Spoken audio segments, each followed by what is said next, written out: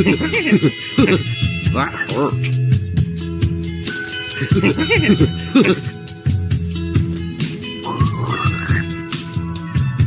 More verticality.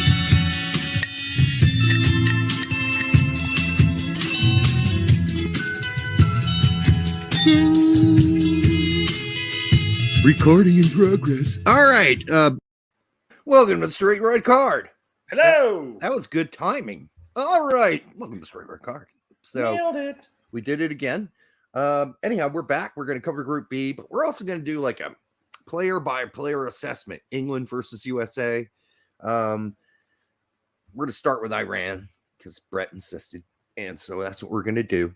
I do have to make fun of Brett because his Chicago Fire got knocked out of MLS Cup this past week by Union Omaha. Isn't that an insurance company? Your team got beat by an insurance company. They didn't have insurance on that game. I'll tell you that much. Union Mutual of Omaha. You remember they used to have Mutual of Omaha's Wild Kingdom. Maybe you're too young for that. It was the big show on, I think, PBS, and it was all about animals. So, you know, every time I think about that, I just think about the X-Men movie where Wolverine goes back into the past, and Beast is like, "Yeah, I've been recording all 3 channels plus PBS." And he goes, "Oh, all 3?" And he goes, "Yeah, and PBS." I was around when there was only 13 of them. Seriously. And I remember watching, there was only 13 channels you could get back in the day. I'm old. And so you didn't have much choice, you know. If you're a kid, you got stuck watching the news at some point, you know, too. You're like, oh, God, what's this? All right, well, I'll watch it because there's nothing else on. For me, I'm a kid. I'm a 6-year-old kid. There's nothing on TV for me. Yeah. So, yeah. I would watch that, and then, you know, you'd hear about the wars going on, Contras, Nicaragua versus Honduras, and the border wars, and then they would talk about these guerrillas, and so the show would be over, and I asked my dad, wow, there are guerrillas fighting in a war? How do they do that? They use signals and everything, you know? I was like, I've seen that gorilla in the zoo. There's no way they can. My dad's like, no. It's not the same type of gorilla. That's a quote from a movie, too. Yeah. Unless you've told me this before. No, I've told you this before. Yeah. That's gorillas, not gorillas. Yeah, but they're pronounced generally the same. So, way. Yes, Chicago flamed out miserably in a tournament that we used to be kings of. Not so much anymore right now. It's been bad for like the past decade. Manager came out and flat out stated, yeah, we definitely didn't play the way we should have played. We played poorly. Who's your manager now? Oh, fuck. What's his name? Yeah, what's his name? Yeah. One of them. So, you know, I can't, at least coach. My Galaxy won, right? Ezra Hendrickson, that's right. Okay, yeah. I mean, I can picture the face because I've watched so many of his pressers, but I could not think of his name for the life of me. I've watched him play many hundreds of games over the years. Chris, to answer your question, if I'd root for Indy 11 or Chicago Fire, I would root for Chicago Fire. But if Indy moved on, then I'd still have a team. It's harder for me. LAG, Indy 11. I think I'd do Indy 11, actually. I'd go for the underdog. Because who really cares about the cup? Isn't like the Open Cup's not a big deal to a lot of MLS teams. This is a big talking point of a couple of the pundits. I'm going to go with pundits, but I mean like the Jim Conrads, the Hercules Gomez, those type of pundits, and saying that that U.S. Open Cup, some business, some company should come out and absolutely fund it and own it and make it a worthwhile tournament. Boost it up, man. Do something, yeah. Yeah. But, I mean, it's great when you look at these the USL teams and stuff and you're seeing sold-out stadiums for when they're playing MLS sides. Or just in general. I mean, it's an interesting tournament. I wish MLS cared more about it. It is the oldest tournament in the United States. We just there has to be some level of prestige that goes with it. And, you know, obviously it leads into the Champions League here in CONCACAF. Yeah. But I mean, it's something that I would like to see more teams take serious, but I understand that it is just pigeonholed into the middle of a season, and your it is team, what it is. Your team losing was not as bad as RSL's loss to the Northern Colorado Hailstorm in USL League One. Ouch, man. Hey, but my guy Miskovsky scored 2 goals and an assist for the LAG as they easily breezed by. So I'm sorry, you're a professional player playing for MLS side. Everybody, honestly, I think this shouldn't be like this. Everybody played their bench. Your guys played your bench. LAG played their bench. Every MLS team played their bench. So that was consistent across the board. Sure. And except for, I would pretty much say a lot of the Atlanta players were benchers too. Although Dwyer ended up scoring twice and got an assist, and then Brooks Lennon got a goal and Miles Robinson got an assist. I think they slaughtered their opponent though. I think was a pretty much destruction. Are you all planning to go in person to the USA Morocco friendly in Cincy? It's just a couple of hours away from y'all. If we could plan that out, with ticket prices, I might debate on utilizing some of our funds. Mm-hmm. I think it is only a couple hours away from us. I know we could take a road trip. What's the date on that one? June something. Yeah, I should be moved up north by then too, which will make it easier. Carpool, carpool the whole way. And then, maybe we could actually arrange to set up a table there, outside our car and have our banner. We need to order a banner. We don't have one of those. Got all kinds of things, but we could bring our T-shirts, right? Chris Gary says the crew played their bench players, including Zardes. Yes. And Zardes did score, to give him credit, but vlog that shit. Game's on a Wednesday, but do it, apparently. That's what Eldon says. Yeah. And we could document the whole thing in a vlog. June 1st. It is June 1st. Yeah. Okay. That's a while off. The comments also take us into another interesting topic I wanted to bring up real quick. This is just a quick one, I guess. But shouldn't we take some questions too? Get some of those over with? Joko's being called up by Mexico for the Guatemala match. What are your takes on that, Derek? I've already commented on Twitter about this. It's just another friendly, right? So I don't know if technically Jonathan Gonzalez. Are we talking about not Jonathan? We're talking about Jonathan Gomez. Gomez, yes. It doesn't cap tie him. No, it doesn't. Absolutely. So I mean, listen, it's hard to say what it means. Might we lose him? There is a chance. But I mean, looking long term, especially now, it appears that Anthony Robinson has lost his starting job at Fulham. Curious to see how he played the entire season up to this last call-up. I don't get it. I really don't. But it's the end of the season. They pretty much already clinched, promotion. So maybe they're just like, they're going to be big bids for, for Jedi. So let's play the other guy and, make sure he's acclimated before we head to the Premier League next year. Because we're probably going to lose Jedi. Mm-hmm. That's what all the rumors are, that there are going to be some big ass bids for him at Fulham. So go ahead. Tactical brought this up. Obviously he's interviewed him.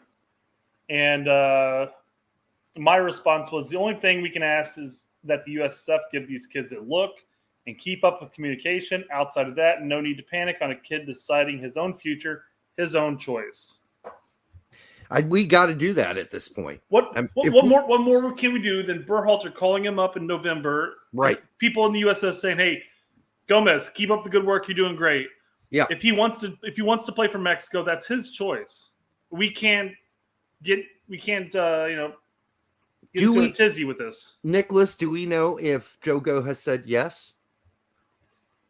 I think he's going to it because he went to a friendly with us, and he's going to check out the Mexico. Tactical basically mentioned later on in the thread that Jogo is basically He's neutral. He doesn't have a he's not favoring one side or the other at this point. So he's testing the waters, see where he probably fits in best. And I get it, and that's going to upset some people that he's neutral. But listen, when you're doing that, you know, it's really hard to describe, as I am one. That yes, Germany's playing USA. I'm rooting for USA every day of the week. But do I still love the German team? I do. I can't. You know, it's not like I would wake up and flip a coin. I know I'd be going for USA. But so anyhow, Al Weinstein. Or is it Weinstein? In my neck of the wood, that's Weinstein. So just let me know, Al. It would represent a cap tie for Jogo, or no, it would not. So in the past, obviously friendlies didn't mean shit. Now I don't know if they're with the new rule change, if the three they're going to change under 21 again. Well, the rule change that occurred like last year, whatever it was. God, that damn. If you're under 21, if you play 3 games, you're officially tied, and you have to wait X amount of years before you can make the switch back, or however the fuck that goes. I really do need to bone up on that and verify that, because it's a no. Sorry, he answers you. He goes, Stein. Oh, that helped. that helps for shit. E or I, Stein or Stein. And this, he might be meaning Stein like the beer mug. So to help us out, you know, but like we're still looking at it and going. Anyhow, I have lots of Steins in my family, so that's why I asked. People whose names are long and end with Steen, so I won't name any of them. Basically, just to finish up with this topic, because like I said, it's going to be a short one. In the end, it's his really decision. Short. It's his decision. All we can do as fans is support him, and if he chooses Mexico, then we go about our way. You know. Yeah, he chooses America. We continue to support him. We can't panic every time we lose a player at this point. I mean, we're busy stealing. Same thing's happening with Slonina right now. People are like, "Oh, he's choosing Poland over the United States." I'm like, guys, calm the fuck down. What do we get? What, write him a check for $1 million so he doesn't do it? What are you going to do? Chain him up in the basement somewhere in Chicago's headquarters, the USSF headquarters? No, you can't do that. They're going to make their own decision. See, that helps. Jagnou. See, Jagnou. Right? That's right. I got that. I don't know my French real well. Although, if they were a general in Napoleon's army, I know all of them. So it's really weird how that works. Davout, Soult, doesn't matter. I know all of the marshals. Doesn't matter how funky their names are. Bernadette. All right. So, I told you, it's Stein. It's fine, Al. You don't have to tell us. It doesn't matter. Hey, Al, if you could tell us your social security number too, that'd be great. Your mother's maiden name, perhaps. Your credit card number and the password on the back, as well as the expiration date and the name on the front. All right. So, all right, you really want to go to Iran first, so we're going to do Iran. I thought, we're 13. I have no intention of going to Iran. What are you talking about? No, I know that, not in a physical sense, but. But, let's start with the managers. Number one, let's compare Dragan Skokic versus Greg. The first thing I'll give Skokic, at least, is he's played 17 games and he has lost one of them. One game. Yeah. The dude's doing well with Iran. Now, you look at some of the competition, you're like, yeah. I mean, but his biggest competition was South Korea, and he lost to them and drew. Tied. Yeah. Those are the only times they didn't win the match. The rest of them were wins. So, I mean, I guess you could make the argument the teams they're playing compared to the talent that they have. But he's, from what I understand, and again, I'm not a big Iran national team, I'm not a bucket of knowledge when it comes to them. But from what I've heard is that they're playing very well as a team. Oh, yeah. No, they do. And he has, unlike Greg, the ability to play multiple formations. When they play a team where they might sit back a little more, like they against Korea, they play more of a 4-2-2 empty bucket. That's your formation. And then like them already. Or was it the opposite? God damn, he also plays a 4-1-4. 4141. His 4141, I think, is the one he uses in a low block. But they don't use it much when they play like Cambodia or Hong Kong or Syria. I mean, and the Syrians used to be pretty good. Iraqis used to be really good at soccer too. But, everybody's going through what they're going through there. The United Arab Emirates is a really decent team. So those are two very good wins against them. But, yeah, then they played South Korea, and it was a tie in Iran. And then they played them again, and they lost 2-0 in Korea. So I'm thinking, let's see how they do against New Zealand and see how he adjusts there. That should be a really competitive match. In saying that, I do have to say, when you go through their lineup player by player, it's really good. Now, at the goalkeeper spot in particular, the guy that's played 50, can you blow that up a little bit more so I can read the names? Or put on your old person glasses. Attempt to read the names? No, literally, they're just a blur. That's way better. Oh, yeah. I'm loving it. So this guy, Belgranvand, has traditionally been their goalkeeper, but for the majority of the games this year, it's the guy on the bottom playing for Segunda. Ponferradina, Amir Abazeda. Now, so if I mispronounce these people, just take my apologies. I mean, probably for a good reason, because I'm pretty sure I looked it up, and he's a Berenvend. I'm just gonna add an accent to it, and it'll add a lot of logistics to it. But he doesn't actually. From what I understand, he sits the bench for Boa Vista. He has recently, so yeah. And then the other guy plays, and then he's been playing in a lot of the qualifiers recently. The qualifiers leading up, or most of this year. I think he's played 6 of the 9 games, so including the last. So we'll see what happens there, but it's probably going to be Amir, and people have said a lot of good things about him, so I'm sure he's really good. He's 28 years old, as you can see there. He might end up being the starter. But back on the defensive end, you've got a lot of really good players. Starting out with Mohammadi, who I think was on the first list. No, Mohammadi's down here. Yes, he plays for Athens. They got like 3 players that plays for Athens on Iran. And if anybody knows, they're the traditional one of the top dogs in Greece. So it's not like he's playing for a weak team. And he'll probably start out left if they play the 4-1-4-1 against us, which is what I'm going to suspect. They know we can't beat a low block, so why would they play a more offensive lineup? Hey, all, England fan here, as well as someone who follows the likes of the U.S. men's national team. So I come in peace. Hey, we totally are cool with that. We have English friends. We've had them on our show. Simon Allen, we've had on our show multiple times. Even last year, right? Wasn't it last year? He was our first person on. February/March of last year. And Simon Allen routinely mocks the U.S. men's national team. So there you go. We still had him on.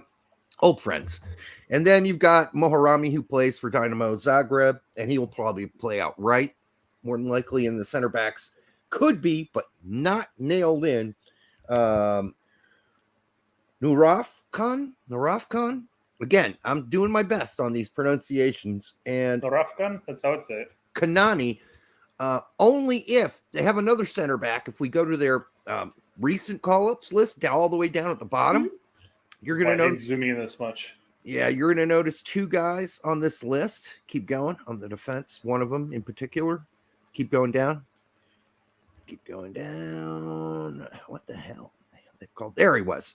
So this guy, whose name I'm not going to pronounce with the INJ at the bottom, we'll just call him Morteza, is also a guy who's a long-time veteran for this team, but he was just injured. That's why he didn't play in some of the qualifiers. But he'll be back.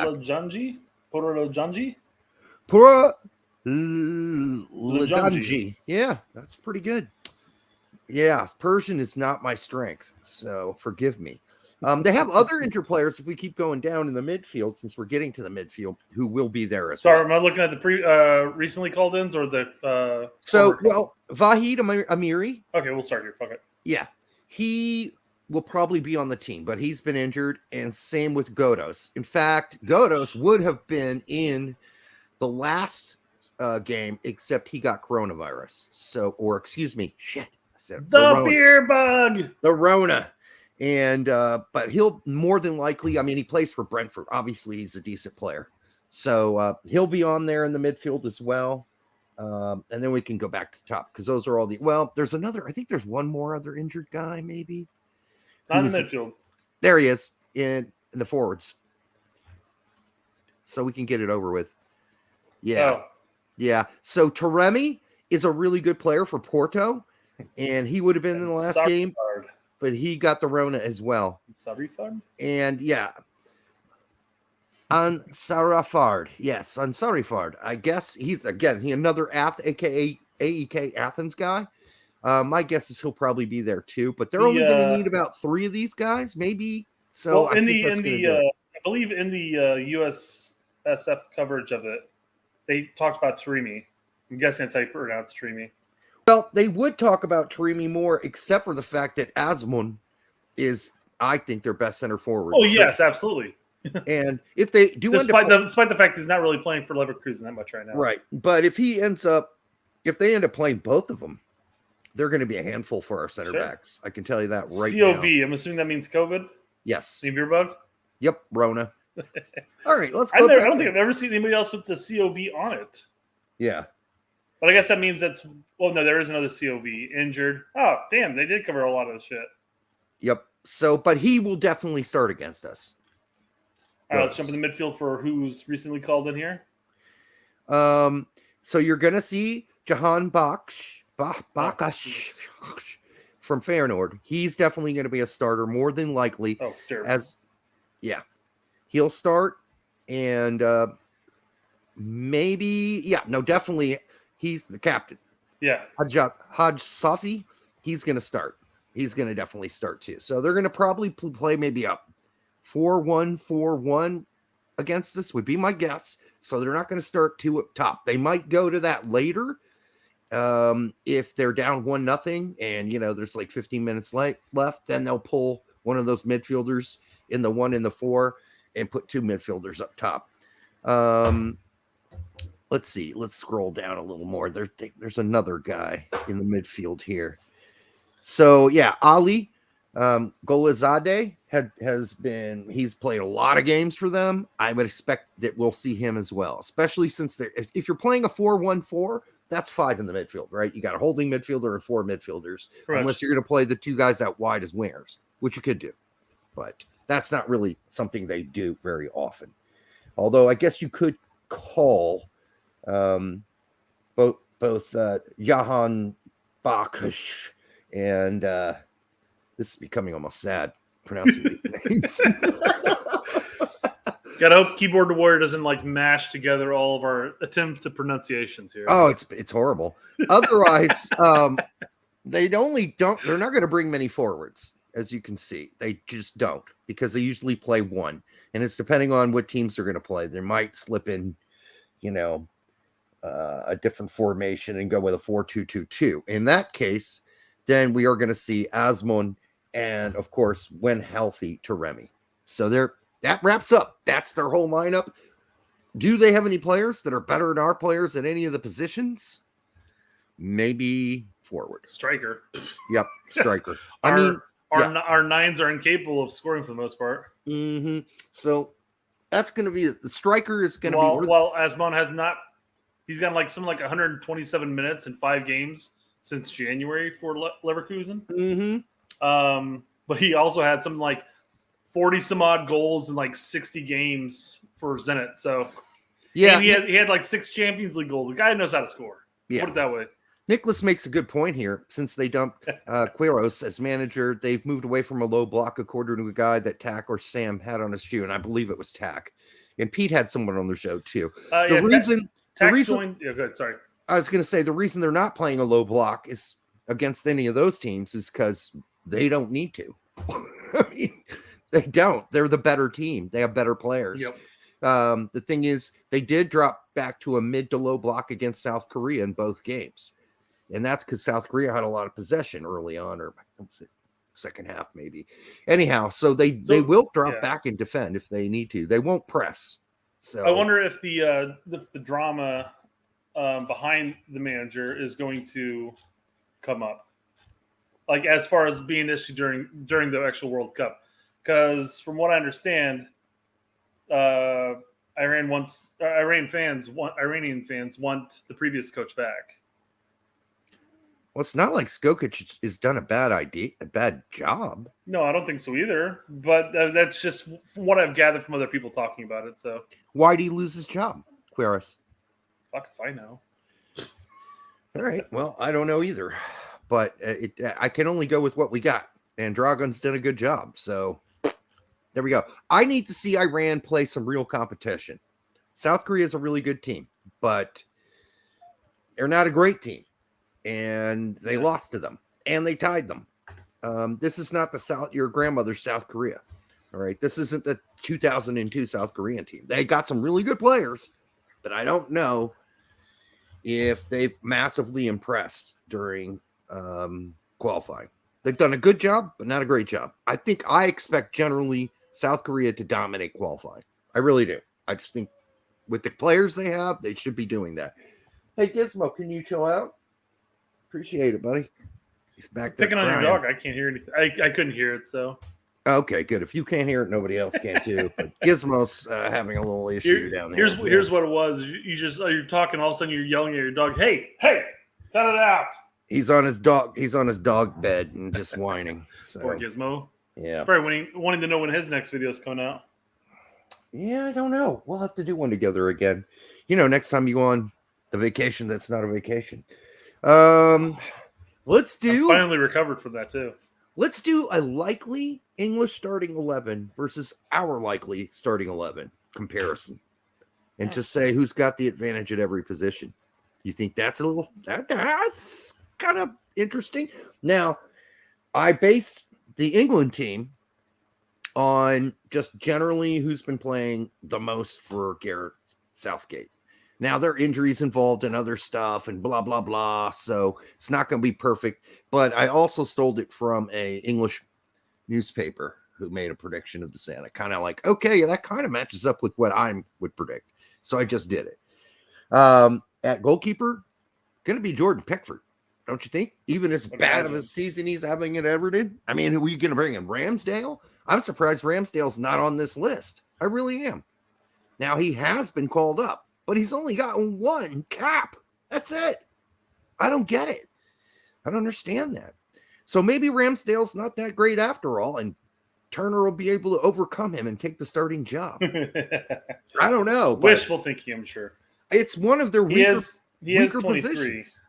So who knows? It's one of their weaker positions, right?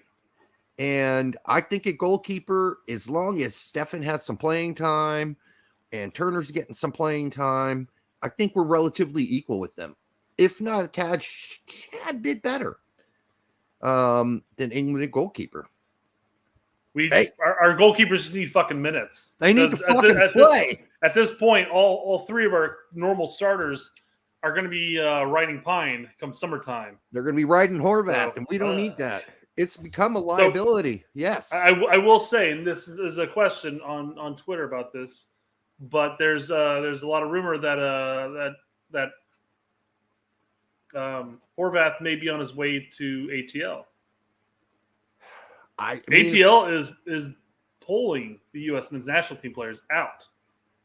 What the fuck? Just so they can block possible call-ups. As soon as Brad Guzan gets healthy for Atlanta, fucking Horvath is going to ride more Horvath. No, go somewhere else. I guarantee he will. Busted his Achilles, man. What is Guzan, like 39, 400? Doesn't matter. He's going to have because Guzan will fight for that job. He will fight for it. Trust me. I don't like that idea. Just go somewhere where you're going to play, where it's obvious the goalkeeper from the season before was awful, and they're going to get rid of him, and you're coming in, and you are definitely the replacement. Not coming in behind some guy like Samba, or Bamba, who's a solidified starter for a team, and you're like, oh yeah, I'm going to take that spot away. Well, he's like a really good goalkeeper, so no, you're not. Yeah, Nicholas, we talked about this on Monday, which is funny. That's why that ATL is going after all the United States national team. I'm surprised Shaq Moore, who was rumored to go back to MLS, is probably not going to ATL as well. I'm so excited to go in against Harry Maguire and John Stones. I think that's going to be fabulous. I think, again, let's get to that. Mm-hmm. So their center backs are going to be Stones and Maguire. Highly overrated, highly overpaid superstars of England. This is the weakest part of their team. And honestly, I can't honestly look at that. I don't know. I know what teams they play for, City and United. I get it. But I don't really look at those two guys and go, yeah, those guys are really a lot better than our center backs. Because I don't think they are. EPL has requirements that that the club's required to have X amount of actual English players on the team, correct? No. They did.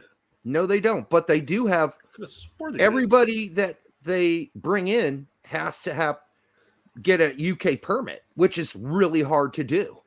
It's really hard to get a permit to work. I'm not going to bother looking it up. I'm almost positive they have a requirement, but regardless, maybe it's just on the roster. Who knows? I mean, not in the starting 11, that's for sure. I mean, there's been games back in the day where there wasn't a single, maybe one. I guess this is going to more or less bring up what I was going to bring up here. Yeah, I would agree that they're better, but I don't think that it's as massive a gap as people think it is. I just don't. I'm not impressed by.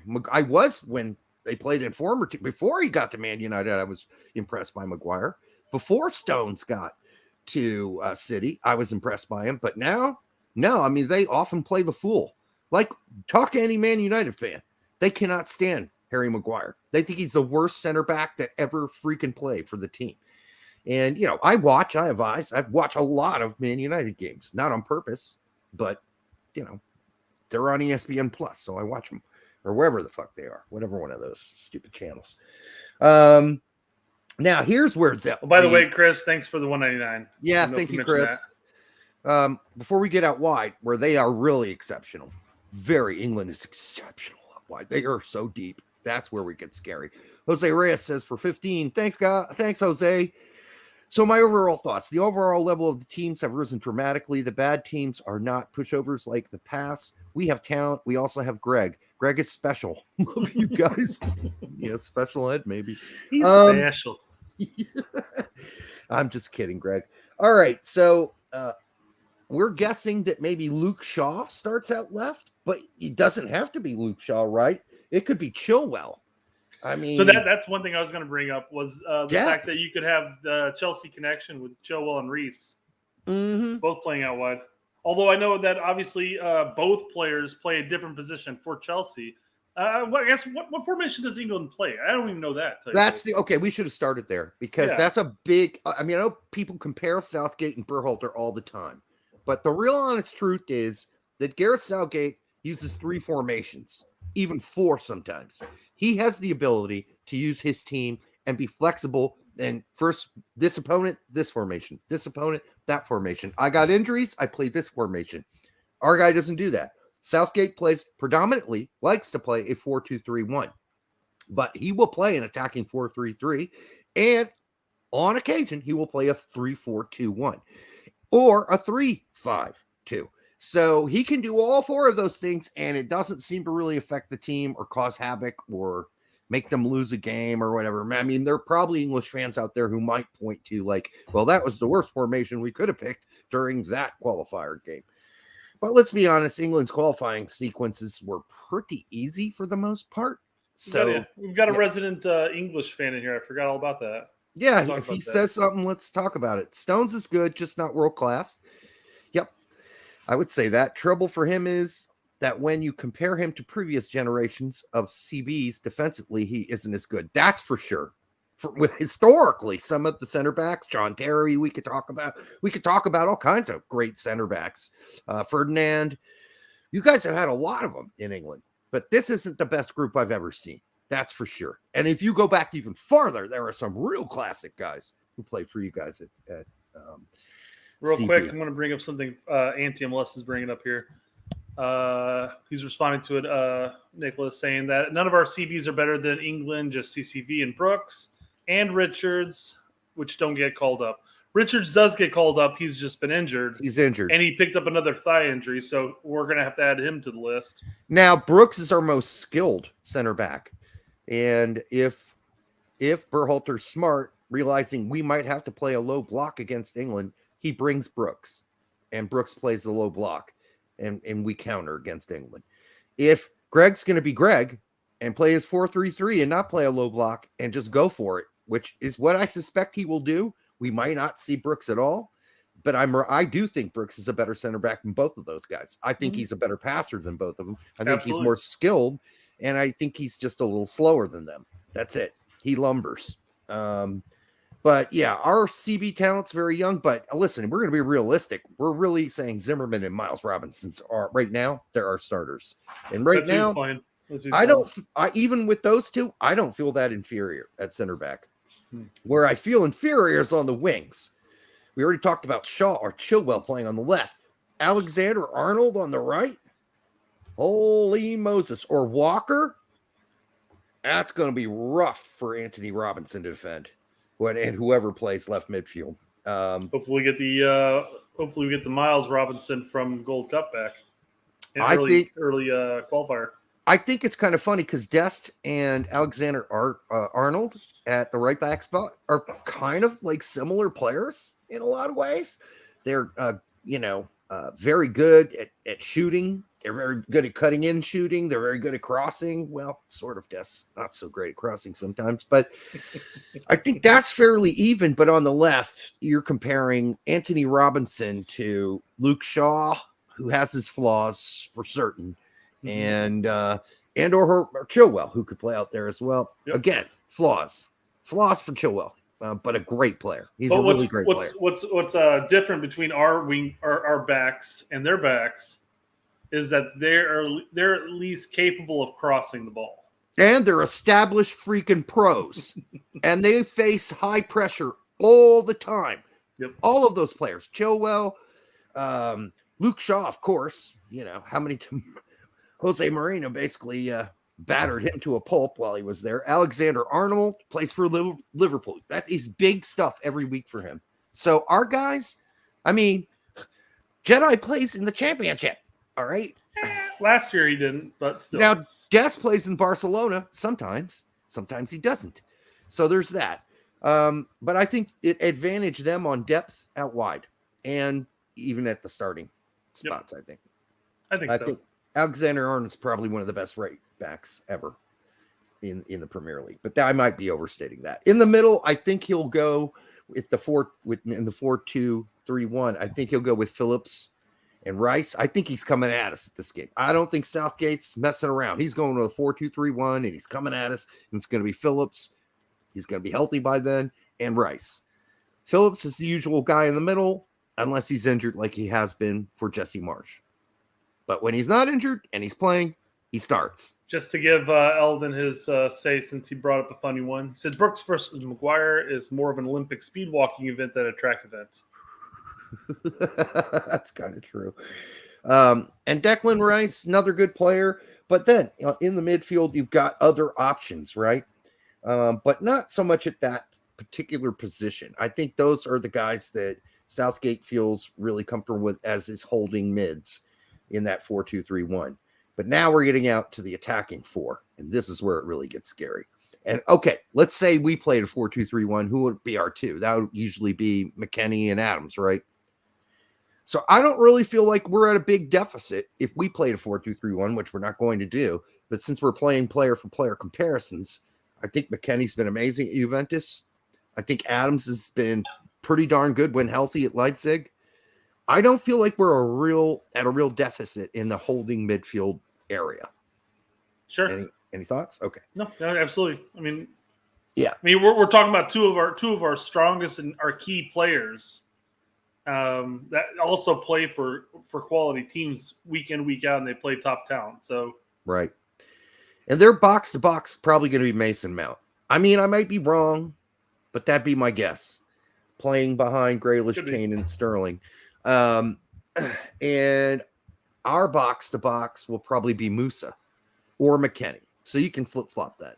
But I think to compare apples to apples, Musa Man, the last two windows, man, Musa played more of the side by side with Adams, and yeah, he would go back played more. up, or Luca De La Torre played up. Yep. Yeah. So you may be right. We might be comparing McKennie to Mount. In that case, I'm really comfortable with that. They're different players. They do different things. But I like that matchup. I know McKennie's going to bring it. So I like that one head-to-head matchup. Depending on who we play, it is either a 3-4-2-1 or a 3-4-1-2 with right wing backs and left wing backs. Or if we play with a back four, they probably go 4-2-3-1. Although we have seen Southgate do an attacking 4-3-3 during qualifying and during Nations League. So we have seen that. At the point is that Southgate can do a lot of things. Greg's kind of like locked into a 4-3-3. Like that's it. For good reason. When he fucks around, it turns on him. So and there's a lot of people that's saying that Mount doesn't really play well for England. He's in good form with Chelsea, but he doesn't really play well with England, apparently. I get it, but you could play a lot of other guys there. The thing is, we go back to depth, right? And we go back to that top four attacking group. You've got Foden who can play in that top four. You've got Sancho who can play there. If you want to play another backup at the sort of holding midfield, you've got Henderson.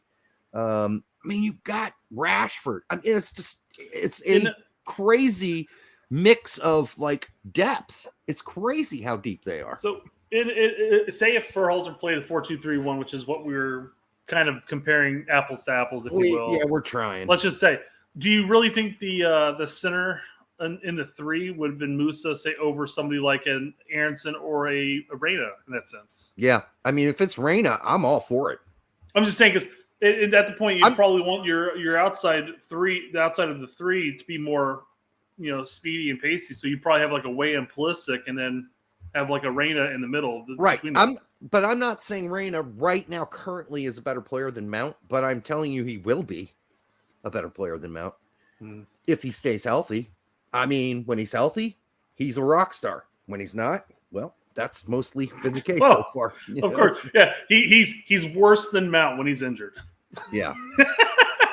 Of course. He's definitely worse than Mount when he's the comparison's not even there, guys. Yeah. Mount, and that kills Reina when he's not playing, of course. Well, that's another thing to keep in mind, though. You could even play Bellingham out wide if you need to. They've got all these choices, dude. That's the thing. They're got choices up the butthole. We really don't. Like out wide, they're going to probably go with Grealish and Sterling. That's my guess. That's what the paper guessed. Doesn't mean it's right, but they got plenty of other people who can play out wide. Rashford can play out wide if you want him to. Sancho can play out there if you want him to. They got the players.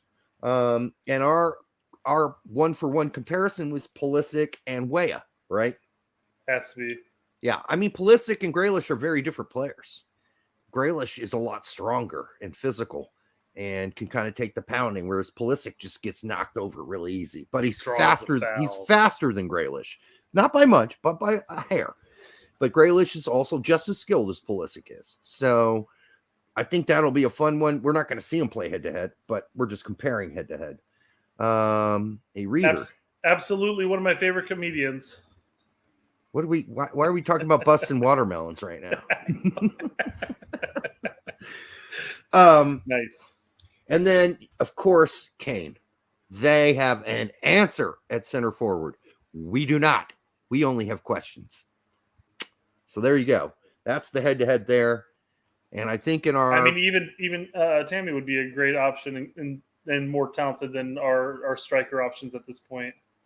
Yeah, I'd say so. Saka. I'd take Saka tomorrow, honestly. Yeah. So they've got a they have attacking options in abundance. Depth. It's abundance of depth. Like it's almost disgusting, right? Yeah. So it's going to be tough for us to compete outside of the 11. When they bring in their subs are going to be rocking. Our subs compared to their subs are going to be a step backwards generally. Even if we're talking not Aronson, Luca De La Torre coming in. I mean, I know that's a step backwards over say like a McKennie in that sense, but bringing him in fresh when somebody's wiped. Well, talk about bringing in a new left back or right back. Holy fuck, it goes down big compared to them. Well, it depends on who Berhalter calls in. Yeah, it does. I mean, if we're still calling in Moore when he barely plays. I mean, again, I want to reiterate, guys. I actually like Moore. I've been a big fan of his. He rode Pine again this week. Yeah, I'm just guys. I mean, what's the deal with Moore? Moore rode Pine again. If Scally's exclusion is the fact that he's not integrated to the team, integrate him to the team. Yeah, exactly. Integrate him. Yes, it's not that hard. It's beyond me. Me at this point, guys. I mean, I get Berhalter's explanation. I just don't want to hear it, I guess. So I guess the bottom line is, because you could put Foden. I mean, think of Foden. I mean, he could fuck us up back there too. Mm-hmm. So there's just so many guys who could fuck us up. And that's going to be the problem. Did we pick a tie in this game? I think we flipped because I said we could. And I said we were going to lose. You said we were going to lose, which is probably the more realistic option. But yeah. I feel like anything's possible with our team. It depends on who shows up. It depends on the big thing. It's just been who shows up that game, because we can come out and again, English style against us could benefit us again because they're going to press, they're going to attack, and it's going to open up the pitch. Good. And as long as our back can hold, that's the key. As long as our back holds, it's possible. It's very possible, guys. If I were Gareth Southgate, I wouldn't press us. I'd play a mid block. Let us fiddle fucking around in the background. Maybe send a couple runners. It's about it. Not high, not a super high press. That's it. But, if we're doing that diddly stuff out of the back, like, oh, we're going to play out of the back against England. And then maybe you do high press when we decide to do something stupid. Mm-hmm. But other than that, I think if we're just playing it safe out, clearing it, kicking it into McKennie's head so he can knock it down for somebody, then I'd just play a low block and make sure you dominate the midfield. That would be my recommendation to Southgate if he wanted to win the game. If he wants to lose the game, he can high press us regardless, and that will be his due. It takes a chance on losing the game if that's the case. Yeah, he does, because we could play a ball over the top to Pulisic. We could play a ball over the top to Weah, or one of our right back, or Anthony Robinson, or to Dest, and boom, the counter's on. Or you could play it out wide safely and start it from there. So we're going to be forced out wide, I think, either way in this game. So they just got to have their center back's head on a swivel. And I think if they play in a low block, our long balls aren't going to be effective. But if they come at us and press us real quick and, we do manage to get it out, then I think they're in trouble, because that exposes them. So we'll see how that works. Depends on our first game. Yep, that's true. Yeah, I mean, if we start strong with a win, anything's possible. I think it benefits us probably not to play England first, because it kind of puts the group in motion. Yeah, you kind of know where you got to go after that, and then we play them second. In all honesty, the way the games are set up probably benefits us. Because we play the questionable team coming in. You're hoping to get a win there. Yep. Hoping to get the win there, yeah. You got your three. We play England next. Even if we lose, then we have our matches. It's going to be in our hands. You could play a low block against England and counter and just go for the tie, right? You're in the next round. Yeah. So you're done. I mean, most likely, mathematically, you're probably. If we get the win and the draw, yeah, absolutely. And then another draw against Iran. Because we're assuming, again, Iran loses to England. Yeah, I'm going to assume that. I would assume that England also beats probably Wales, who comes out of that. And we're not going to review the mystery team. I don't even know why we have to wait this long. Why not they've already played? This game should have already been played. And it should have been over. And we should already know who the person is, or the team is. Excuse me. It's ridiculous. Well, they're waiting for Qatar to get as hot as possible to play the game in June. That's what they're hoping. They're hoping for that. They want to test those air conditioners. This is a key question, though. Qatar? Is it Qatar or Qatar? Qatar. I say Qatar. I say Qatar. It's what I've been saying for years. I've never even heard of the word Qatar until George Bush said it. George Bush Senior. Or I say the Deep South starts at Martinsville, Indiana. And somehow Bloomington's progressive enough in the sense that it doesn't quite hit the South progressive. Yeah, I didn't live there, though, until I was much older. I already knew how to speak English by then. So I'm kind of surprised you haven't picked up the lingo down there, you know? All the way down south. I can do a Southern accent. I just don't want to irritate anybody.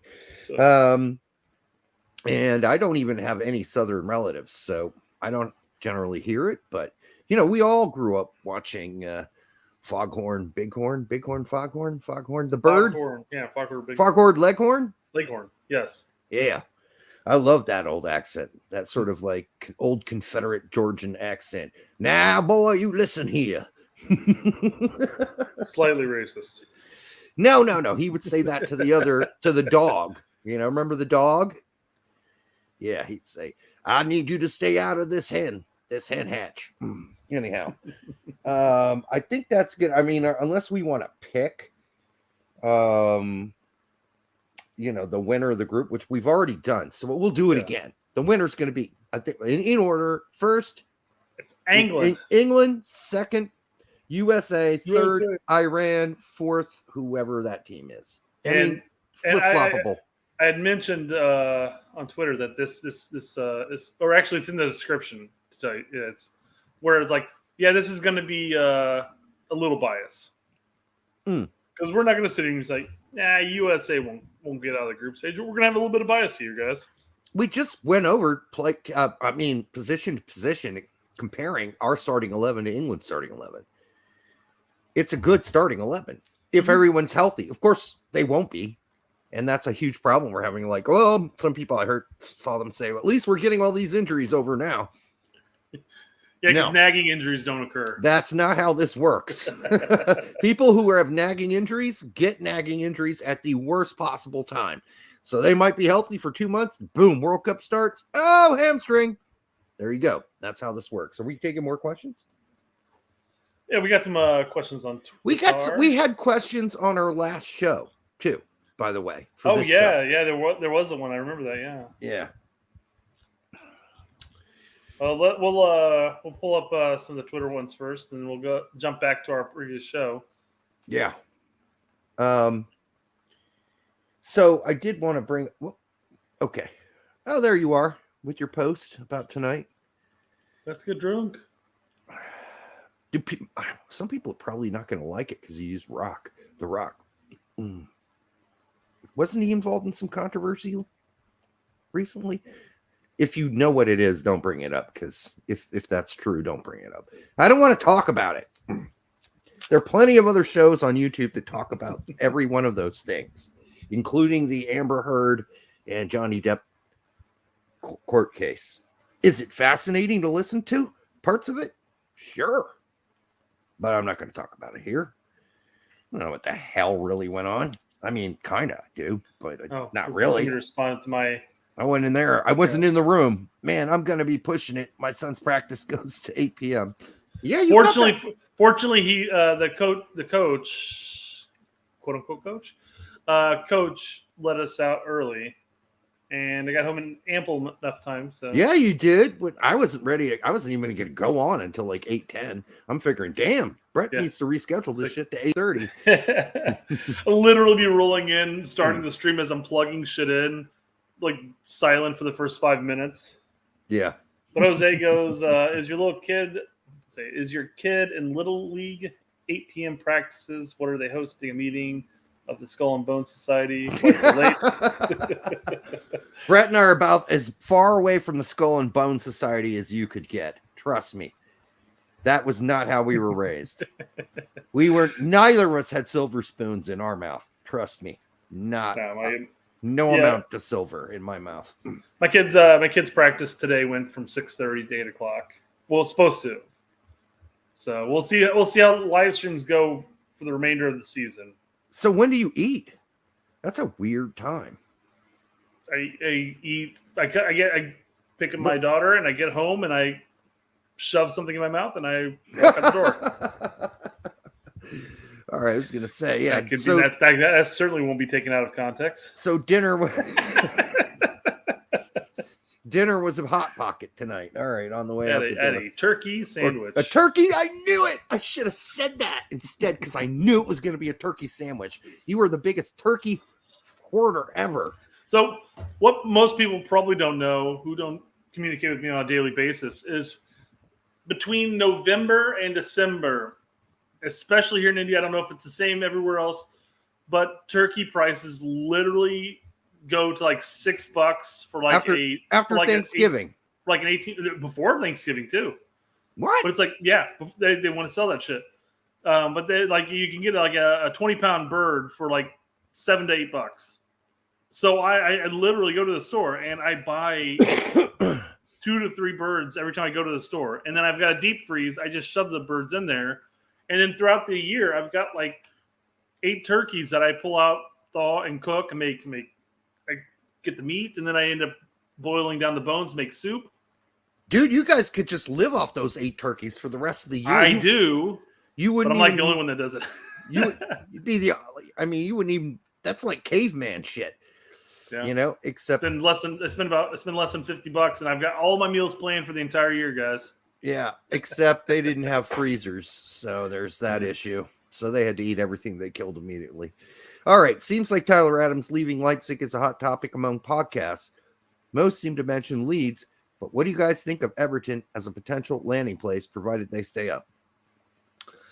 I'd really, as much as he's playing when he's healthy for Leipzig, I don't see any reason to leave.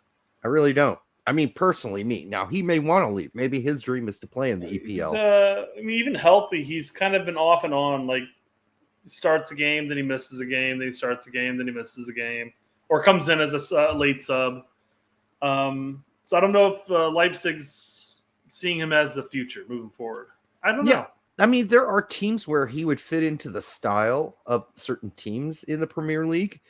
I don't think he's going to there are teams that simply don't play a holding midfielder. They just play 2 box-to-boxes. So maybe that's not going to work on certain teams. But we'll see. I think he stays at Leipzig. And I don't think that Jesse Marsch can bring a ton of Americans on with him at Leeds. I think that we already know he's doing Aronson. I would say the big one is Aronson. I mean, that's what Leeds were looking at him before they even announced Jesse. So well, he fits in well with Leeds. Aronson fits in well with Jesse too. And I just don't think, and I think it would be great if he got Adams, but then you as a manager have to be like, okay, you can't be like showing all this favoritism and shit. Like, okay, yeah, all my American players, I'm bringing in just Team American players. Yeah, you got to be careful with that. And if you're going to do it gradually. Since you're an American manager. Now, when Fulham did it back in the days, and they had Bocanegra, McBride, Keller, Johnson, Dempsey, yeah, that started to look weird after a while. You're like, damn, what is this? Just all they get by are Americans. But it was not a problem because at the time that some of that was going on, they did not have an American owner and they did not have an American manager at any point. So people didn't take it that way. But this, you got a team, you're going to get them to stay up in the Premier League next year. You want some of them to stay there with you and stay confident. I don't know. I mean, they do need a center midfielder. Jesse does like to play a 4-2-3-1 a lot. And if he could get another HM, because the ones he has, by the way, aren't that great, I think that would be a great move. It really would be. We'll just see how the English press handles it.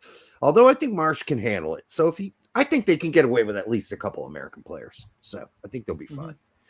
What world are we living in where Mexican fans and American fans talk shit about each other's team, but you got Mexico calling for Chicharito and the U.S. men's national team calling for Haji Wright? We are both struggling right now. Unite in the pain.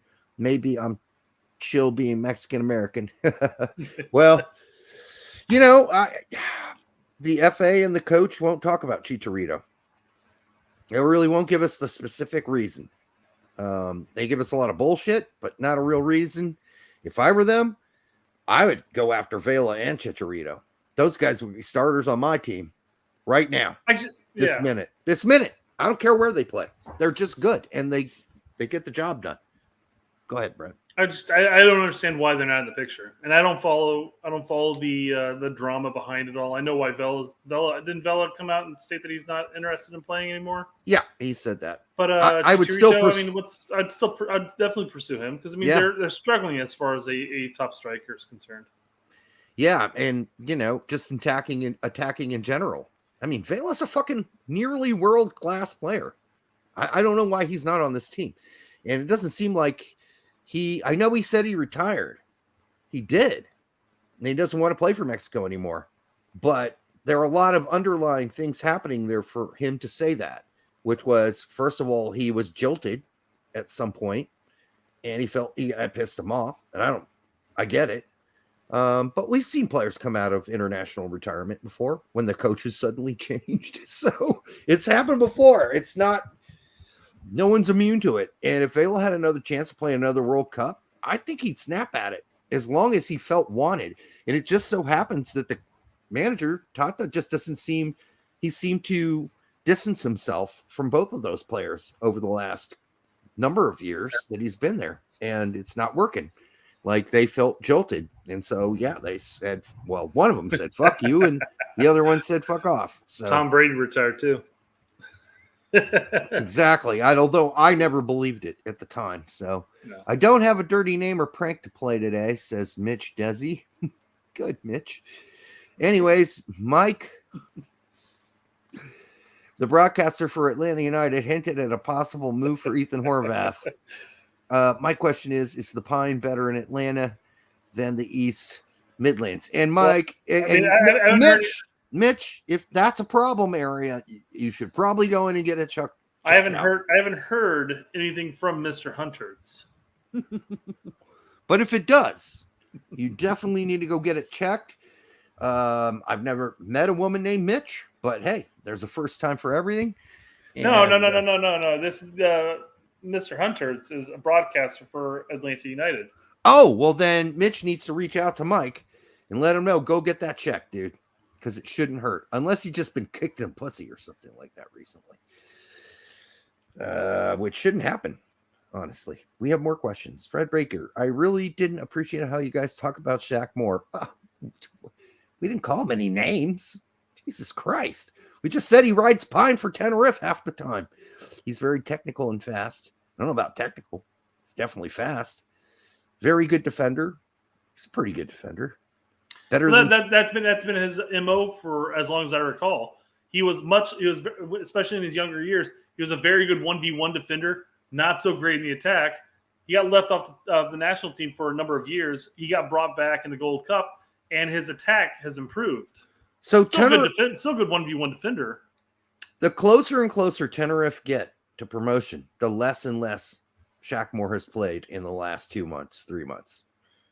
You tell me what that means. Well, I mean, outside of I would guess Fred should less appreciate the manager at fucking Tenerife and leave us alone.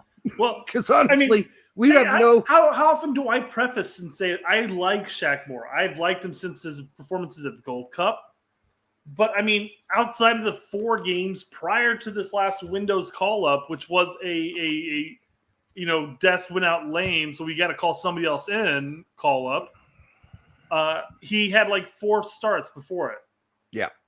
Better. It's just, I don't know. Again, I want to preface and say I like Shaq Moore. I do. I hope he finds a team that plays him more consistently. But there's zero. I could give a fuck, rat's ass, Brett. I really could give a fuck. I really don't care. Whatever we've said about Shaq Moore has been completely fair. Fair. Absolutely fair. So in saying that he's better than Scally, how do you know? Oh, he gives us an answer later on. He and Des should be starting fullbacks. Okay, fine. I like Des. He isn't more. Yeah, more and Des. More playing right, I guess, and Des playing left. I guess. That's weird. Des not been that great out left. I've been watching soccer my whole life. I don't fucking care. So have I. I can tell you Shaq Moore is a top player. And I bet you I'm older than you, too. But, since we don't know who you are, we can't really respond to that, can we? I haven't seen Fred Baker write a soccer article ever. I have never seen. He's not familiar to me in the soccer journalist community. So I'm glad he's been watching it his whole life, but so have you, and so have I. So that's not like a winning argument. Like, it's like saying, my shoes are better than your shoes because my shoes are Adidas. Okay. Sorry, I've looked at the chat and had to go back up. So Shaq Moore can pound sand. And then he is pounding sand in Tenerife. He did pound sand this week. He didn't get a minute of time. Jose Lopez, poor Sands. I'm sure he doesn't want to get pounded. Oh, yeah, poor guy. Is this something I should read? Also want to add, you are dismissive of people that call for Joe Corona, who plays in fucking Sweden. Who got loaned out by Houston Dynamo. Who did not want him because he did not have a good season with Houston Dynamo. So they're like, yeah, you just go on loan because you're not going to play here much. And Bobby Wood. If Bobby Wood starts performing more, yeah, if you can make the contention. If he starts scoring goals out of his anus, he's gonna make the team because we have shown that we will call up a domestic player if he's scoring out of his butthole. But guess what? He's not been doing that so far. I mean, we called in Pepe, who was scoring last season. We called in Ferreira, who's scoring and assisting last season, and now scoring this season. So it's not like we're like just dismissive of the MLS players. We haven't. We've made that adamantly clear. But I don't know. Bobby Wood had like 2 goals last season, and he played half the season for a USL side. Yeah, I guess that's being dismissive. I don't know if it's very dismissive. It's just called facts. And I was a big Bobby Wood fan back in the day when he was performing in Germany. We loved him. We were huge Bobby Wood fans back in those days. You know, you loved Wood, huh? We did love Wood, baby. We loved that Wood. 2 plays that could help in much needed spots, CDM and striker respectively. Wood is so technical and is a hard worker. He is a hard worker. Who's the CDM? Corona's not a CDM. Guess, but on top of that, I think our CDM's covered with Adams. Now, of course, he might be saying that he's better than Acosta. Maybe. Possible. I mean, he used to be. I guess he's not necessarily saying it. He's saying the people who are dismissive of are saying that. No, he's saying me and you are very dismissive of people. People who call for it, though. He's not. Fred Baker's not necessarily saying that. Well, who's Fred Baker defending then? Fuck if I know. Who's this person? But he says that Corona is better defensive than Adams and Musa. Much better. No, he's not. He used to be. He used to be really good. That's a troll. I'm sorry. I feel like we're getting trolled here. Yeah. I remember from the big soccer days, you guys had the dumbass post of the week. It'd be fun to see that return. My choice would be Kieran Doyle. Kieran Doyle. My scalding take is that Matt Turner is a better goalkeeper than all of those guys. What guys? Jonathan Siegel. We don't have Seagal. I don't know. I'm just bullshitting. Yeah. So Tim Howard ends up saying, Tony Miola says we don't have, and we're not even close right now to a Brad Friedel, Casey Keller, or Tim Howard. Amen. And we're not. Doyle's take is that Matt Turner's better than all 3 of those guys. Apparently. Bullshit. No, he's not. He's got no credentials like any of those guys. Wrong. Incorrect. Go back and watch Brad Friedel play for Tottenham. Go back and watch Casey Keller play at Fulham or in Spain or anywhere else he played. Or Germany. I don't want this turning onto a bash Matt Turner segment here. Great shot stopper, bad with his feet. Who's bashing him? I'm not bashing him. No, I'm just saying I don't want it to turn into that. I'm not going to looking at you, chat. No, I'm not going to do that. But yeah, so it's no, that's a really silly take in my opinion. Absolutely silly take. There's no way you can say that. Call me when Matt Turner's playing regularly in the Premier League, like Casey Keller and Friedel. Or Howard or Friedel. All 3 of them. Yeah. Regular starters in the Premier League. Now I understand the goalkeeper position has changed since those guys played, and now goalkeepers are supposed to be like a sweeper keeper. I get that, but that's not even Matt Turner's strength.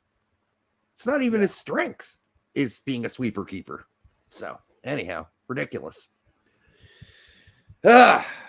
It's crazy out there. People say crazy things, but I don't think we're going to bring back dumbass of the week because I just don't think that. That's not a great way to grow the channel, guys. No. Unless we're focused on people outside of U.S. men's national team fans. I mean, you could argue we've done dumbass of the week on some lawless comments and other things, but it's not really dumbass of the week. It's just he's got thick enough skin that he can take it. We disagree with you, but we don't call it dumbass of the week. Oh, the good old days, like I said.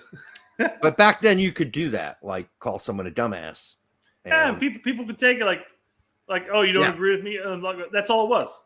It's like, yeah, this is a stupid fucking post. Think about the Bayern. People are like, oh, I'm never going to listen to you ever again. Think of all the names we called each other in our really close-knit group of soccer fans that we were part of for a decade or more. You know? How many times have we called each other dumbass? Oh, you're being a dumbass or whatever. But nobody ever. I have text proof that you called me a dumbass after the Costa Rica game several times. Oh, did I? You're being a dumbass. You're being a dumbass. When we talked about the Stefan and the loan options. Oh yeah, you were being a dumbass. It wasn't. We had this conversation 2 times since then. We've already done it. Yeah. I'm just busting your balls. All right, Terrence Boyd versus Haji Wright. Who you choose if you have to call in a random person? I know who TT Aldridge would pick. Berlin American. He would probably pick Boyd. That's who he picks, yeah. Because Boyd plays in Germany and he probably keeps better track. He's been big on Boyd recently. Well, Boyd's killing it right now. I mean, he's scoring goals out of his butt. But this is in Bundesliga 3, right? Or 2? Is it 2? It's 3. It's pretty sure it's 3. That's like a low level down there in Germany. Bundesliga 3. Whereas I understand the Turkish league ain't what it used to be. It's not the Galatasaray or the Besiktases of the years gone by. Still a relatively competitive league, and we got the Canadian dudes that play there, and they score goals, and it counts for the Canadian team, and they bring Kyle Larin onto the team, and he scores goals for Canada. If Haji Wright's doing the same thing for Antalyaspor, I don't see how that's a big major difference. He's doing the same thing Kyle Larin's doing in the Turkish league, scoring goals. Bring him in. Have a look-see. I would go with Wright, personally, at this point. I know what Terrence Boyd is. So, I don't... Right, so here is one question from our YouTube channel. Can you read that or you want me to? If you could tweak any of the laws of the game, what would it be? Any of the laws of the game? I don't know. They've all been tweaked already. So it's kind of like everything that was broken is mostly fixed at this point. I would add a 10th way that you could be offside. There's already like 7 or 8. There's no need for that. 7 or 8 rules of how you can be offside. I want to make the handball a little more subjective to the referee at hand. I want to make sure that it's so vague that you can make an argument for anything.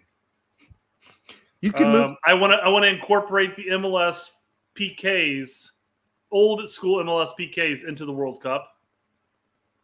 Hockey PKs. I'm going to be running for president of FIFA, and those are going to be what I'm going to be running with. Okay, guys. All right, you're going to lose. I don't know. I feel like I can get some people on my side. I think the keeper's overprotected sometimes. Yes. Like you got guys going up to head the ball, and the keeper's there, and he gets like lightly tapped and goes down, and it's a foul. It's like everybody's got a right to the ball. I would tell the refs to be harsher, especially if VAR can prove it, on people who dive and embellish. Well, that shit needs to fucking stop. They're trying that. I almost feel like if it's a clear dive, like no contact, and you trip over your own foot and you roll around 5 or 6 times, it's a yellow card. I would give that a straight red card. I wouldn't go that far. I would. That's a yellow. This shit needs to fucking stop. Well, that would stop it, wouldn't it? Yeah. Don't be a bitch. So yeah, I mean, I think yellow's appropriate right now, but yeah, I get what you're saying. I guess you can't do it more than twice a game. Sorry, the second question was, rather than VAR, would you prefer to have 2 referees on the pitch? I like both. Give me both. More eyeballs. An assistant referee that's actually on the field as well. That would be great. That way, probably they can review VAR together, maybe, and then get in a fist fight over it on the sideline. No, you're wrong. No, you're right. I don't know. I like VAR as long as it's used quick and effectively and efficiently. I don't like it when it bogs down a game. But I do think it's fixed a lot of things, but then other times it fixes nothing. So you're like, why do we even have VAR? They didn't even check it. It was an obvious foul. Mm-hmm. Wasn't called. They're not going to bother to go back and fix the problem. So I don't know. I would just like to see consistency more than anything else. As long as you're consistent across the board as a referee, I'm cool with you. If you're erratic and all over the place, then I'm like, dude, take a fucking Quaalude. Chill out and start being fair. So, yeah, those are my answers. Just scrolling through to see if I see any other questions at hand. Here we go. This is something we could allow. Jose Lopez for $1.99 says, allow hockey-style fights. Yeah. I mean, in hockey, that's normal, but nah. I mean, to not be funny about it, yeah. Maybe instead of hockey-style fights, we should Rochambeau or something like that. Because the hockey style fights, the benefits that they're on the ice and they're constantly moving around, they definitely make contact. Don't get me wrong. I'm not trying to argue that there's less contact because they're on ice, but the fact that they're moving constantly on ice, some of the hits aren't necessarily great contact. It's hard to get leverage. Yeah. Did you play hockey? No. Oh, I did. Okay, so yeah. I've got all mad respect for hockey players though. Absolutely kill it. I love the sport. Great fucking game to watch. Love it. And I mean, was a huge Islanders fan back in the 80s when we were in West Point, New York, and I played for the West Point team. A lot of fun. And then we moved to places that had no hockey. So that was like, I can't play hockey anymore. No, you can't. There's no hockey team here. Sorry. I'm like, we've all seen Mighty Ducks on the off season when there's no ice. You just rollerblade around. Yeah, play street hockey. It was so disappointing, though. Rollerblades got kind of lame. I don't know why they'd have a hockey team in New York, and then I moved to we moved after that. Kentucky. Oh, sorry, close. Fort Knox. No hockey in Fort Knox in Kentucky. Sorry. There was no hockey anywhere. There probably is now because hockey's everywhere now. But back in the old days, Kentucky was not a hockey state. There were no players playing hockey in Kentucky. So no people playing hockey. So I got there. I lived there for 4 years. No more hockey. So, Brett, you respect Canadians and all the maple syrup they pour on everything? I don't know. Nature's candy. Don't know what that means. I said I respect hockey players. And he's saying all Canadians play hockey. A lot of them do. They play a lot of things now, though. Soccer, lacrosse, Canadian football. You know, they got their own league. I mean, totally different rules. What's not to like about Canadian food? You got waffles with syrup. You got fries with gravy. Technically, waffles are not Canadian. Shut the fuck up. The hell else are you gonna put syrup on? They're European. I don't give a fuck. I thought the Swedish made the waffles. Well, there's a Belgian waffle, so I imagine Belgium. The Belgians made the waffle. Yes, but I'm sure everybody in Europe had a version of it. So, except for maybe the English. Do English eat waffles? I've never seen anyone talk about. I've never met anyone from England who talked about eating waffles, except for eating them here in the United States. They're like, you know what I really like about the United States? Waffles and chicken, fried chicken. Yeah, combined syrup over all of it. It's all delicious. Yep, it's delicious indeed. Okay, so in other words, we invented waffles. We didn't invent them, but we put them to good use. Like waffles are used really well here. Pancakes, I think that's like a European thing too. That was brought here. Pretty sure nobody invented specifically the pancake. There's a new rule. I heard someone suggest a stopwatch when the ball goes out should be used for injury time. So rather than almost randomly set numbers of minutes added to the end, they have a way to If you calculate it. calculated all the milking, I mean, you'd be like, how much extra time you got? Click. 25 minutes of extra time. Yeah. Well, to be fair to the refs, they actually have two settings on that thing they use on their wrist. And one of them is a vibrator of their butt. Yes. The vibrator for their butt. And the second button is to start time and stop time when people are wasting time. And you will see them do that. Like some guy's wasting time, he points to the watch and he hits the button. They're like, this is the extra time you're adding on to this game. So I've seen that happen.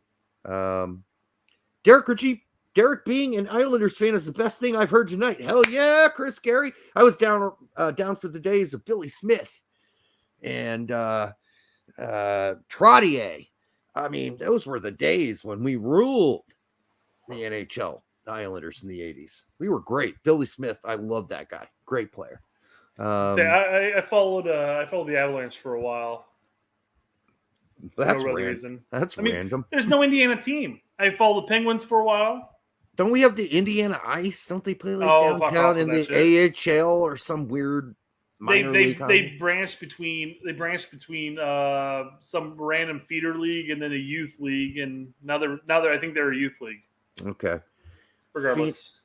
The English guy's hot tonight. Not really. Belgium has some amazing chocolate waffles. I don't know what the not really part is, but they do have great waffles. Maybe they didn't really invent waffles, but they've got good chocolate waffles. I don't know.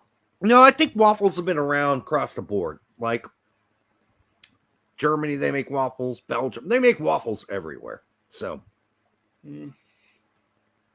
Are we done? Yeah, it's all the questions we have.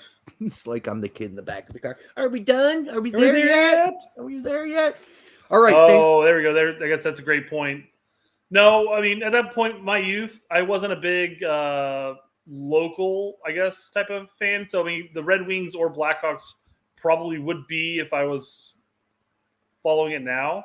Detroit seems a little far away. Blackhawks makes more sense. Oddly enough, Blackhawks are closer. With Detroit's a good almost 4 hours. Yeah, that's at this further. Point. I think it's further, isn't it? It's about 4 hours. How far to Chicago from there? 3.5, right? 2.5, depending. 2.5. So, depending on what I-65 is, man. If that shit's fucked up, then maybe like 3.5, 4. Yeah, Chicago Blackhawks makes more sense for you anyhow, being a Chicago Fire fan. You're a Colts fan, so you don't go for the Bears, do you? No. Okay. I'm not a big football fan, so I root for local teams like Pacers and Colts if they're doing well. Regardless, if they're playing a game and I'm sitting down and actually watching with friends and stuff, I'll root for them hand up. But I don't go out of my way to watch a Colts game. I don't go out of my way to watch a Pacers game. Yeah, I don't watch Pacers much anymore either. I mean, it's just like they suck. There you go. Then 4.5. Is that out of? Is that out of Detroit?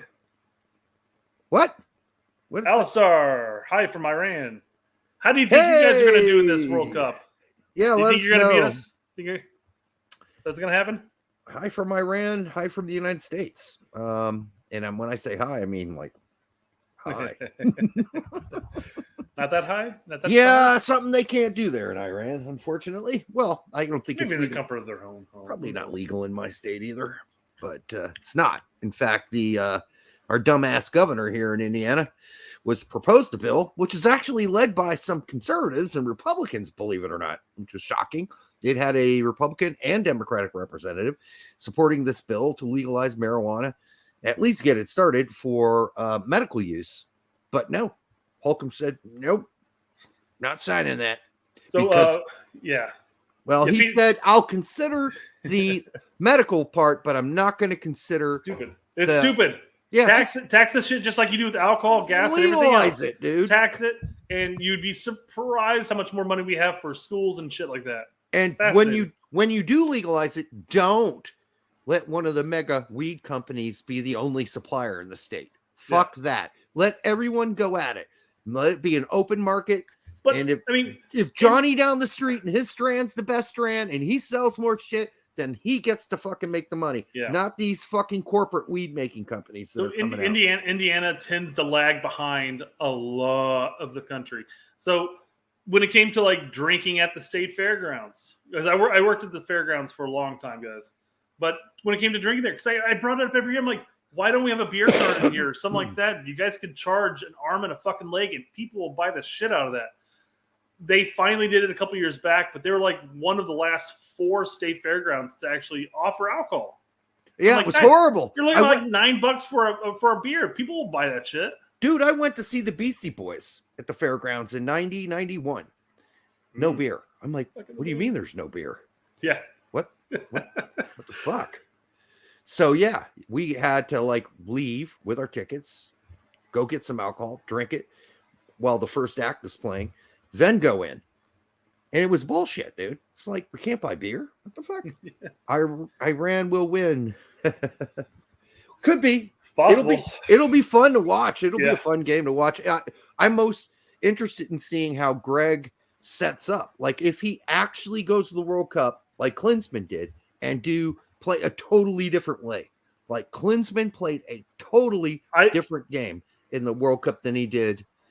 So I would be absolutely shocked if he did. Because he's been preaching the system and he's been preaching how players aren't integrated into the system. And it's been like that since he's been here. So there's no way I suspect he's going to change. Now, maybe he goes back to that whole 3-5-2 or the 3-4-3 or whatever the fuck. Maybe he tries that against like in England, you know. Do you really want to fuck around when you play England, though? I don't want to fuck around at all. I know. We bag on the 4-3-3 that he plays, or at least the style he plays, and it's questionable if the players actually want to play that. But at this point, we've gone this long playing it. Yeah. And we only have a handful of games. If we throw caution, if we throw just everything against the wall and see what sticks, it's not going to work for us. That's really not the time to throw shit against the wall to see if it sticks. Yeah, I know. You know, not the World Cup. You got to know what the fuck you're going to do. So, you know, if he is going to play a different formation during the World Cup, hopefully he's going to but he doesn't have enough time to do it now. There's no time. There's some friendlies, some Nations League games and whatever shit leading up to the World Cup. There's no time for that. At this point, maybe he works on addressing a system that they can fall back on. Say if they're playing a 4-3-3 and then England is ahead of them, maybe they branch out into a 4-2-3-1 or whatever the fuck. Something that's a little bit different, saying, hey, this is what we're going to do to try to push to get more activity in the attack or whatever. I don't know. I mean, a 4-2-3-1 doesn't seem like it's... I threw that random... Jesse Marsh pulls that off all the time. He goes from a 4-3-3 to 4-2-3-1. His players don't seem confused. So I don't understand why our players are so fucking confused. Now, Jesse gets a lot of time with these players, so that's different. It's a club team. He's got them every day of the week. 2 times a day if he wants. 7-2-1 formation. What the hell? A 4-3.5, 2.5 formation. That's what Jimmy Conrad used to say to us on our old show. He's like, formations don't matter. Now he's changed his tune. Changed his tune right on our show and said, yeah, formations do matter. I was wrong. Sorry. But apparently on his show, they don't matter because they keep using imaginary formations that Berhalter's going to use. So there you go. All right. That's probably it. Unless there's more questions. No, we got it, man. That's everything. Thank God. 1:30 later, we're still here. But I want to thank everybody for liking, subscribing, sharing with your grandma. And make sure you buy a t-shirt, man. Buy one. Wear it at like the next game you go to. And take a photo of yourself. Send it to us. We'll put it on the show. And we will buy something for free on our website. I want to reiterate this and say that it's for the first person doing this. Not just everybody doing it. Yes, just the first person to go. I still work a 9 to 5, guys. I can't pay for everything. The first person to go to a game, take a photo of themselves in the stands with our shirt on, one of our shirts. Can be any of the ones you bought, and sends it to us. We'll send you a free whatever you want. You pick it on our site, like a free cup of coffee, a beer glass, whatever we got on there. You pick it. We'll buy it. We'll send it to you for free. There it is. We said it. Well, let's cover this real quick because somebody brought this up and it's a good comment. Tact had an interview with Perez's son. I imagine it's Hugo Perez's son. He said that they practiced a new formation in anticipation of playing U.S. if El Salvador can do it, why can't we? Because there are a lot of micro points and signals in Greg's system, or ticking points. So in Greg's system, if this happens, you're supposed to be here. If that happens, you're supposed to be there. There are a lot of minute details that guys have to know about their positioning, depending on every single situation that happens. And so far, he's only been able to do that with the team in a 4-3-3 formation at length. So what does Greg call them? He doesn't call it ticking points or God, there's another word he uses for it. Cues? No. Cues is used by the players a lot. Yeah. That's what Williamson said. He's like, there's so many cues. If this person does this, this person does this. Right. Then that changes where you're supposed to be at. Like, it's a complete system. Like, the whole thing has to shift and rotate. Too complicated. And it's too complicated. Period. For a national team. Because, you can do this at the club level because you have every day to practice with those players. But when it comes to the national team, we don't have the time. Yeah. We don't. Not to be that complicated. And you got to also take into account all the video that Greg makes them watch, that he sends them to their emails that they have to watch, or in their Dropbox or whatever they have. And then all of the PowerPoints they have to watch too. So they've got a lot of shit coming at them. And it's made a lot of them very uncomfortable. And you saw that early on, and how constipated we played with our players early on with Greg. Yeah. It got better as time went on, but you got to go back to Chris's carries. Yeah, I'll go back to it in a second. This just goes on what you're saying. Did Klinsman have any cues? I think he just said, "Go get him, boys." That's exactly correct. He had no. All right. So Chris said that he's going to take a selfie with cameraman with his the turd shirt. You do that, dude. We'll buy you. Well, if you can get a picture with Michael Cameraman wearing the cameraman turd shirt, we'll give you 3 free items. Especially if you can convince him to wear the shirt. Then we'll give you 5 free items if you can get Michael Cameraman to actually wear the shirt. That would be awesome. What if Cameraman takes a picture of himself and sends it to us? We got to send him 5 things? If he's the first one to do it, yes. And we're only doing it once. Yeah. Someone get to Michael Cameraman. If Cameraman does it himself, we have to acquiesce. And we have to send him some free I would happily do that, because that means he's got a sense of humor. And I would appreciate that. No, I would love it. I think that would be awesome. So if any of you out there know Michael Cameraman, tell him to watch these last few minutes of the show. If he does that. And by the way, Mike, you've already heard this from us before, but we're just going to reiterate it. I only called you the turd in the background because I couldn't remember your name at the time. Fun, man. Yeah, and we were just joking around. All right. So, I mean, the things you were saying were kind of turdish, but you get the idea. With only the shirt on and nothing else. Please, if you're in the stands at a game and you're taking a photo of yourself, I'd wear at least a pair of trunks, at least. Speedos at the worst. At the worst. I mean, if you do Speedos, I mean, that's on you, dude. I don't know who wears that tight chunk stuff anymore. All right. Are we done, or is more shit okay, we are done. Thank you for watching. We'll be back on we'll have one more show after this before the weekend hits. So until the next time on the Straight Red Card, we're out.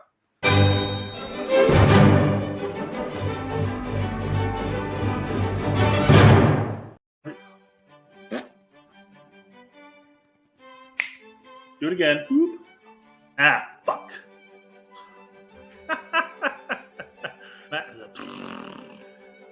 And like it. That's way too many likes. I got a comment on a channel. Fuck. Oh. Yeah. That should probably do. That should probably do.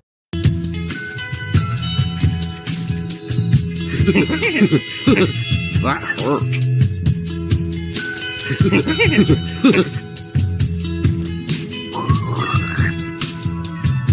More verticality.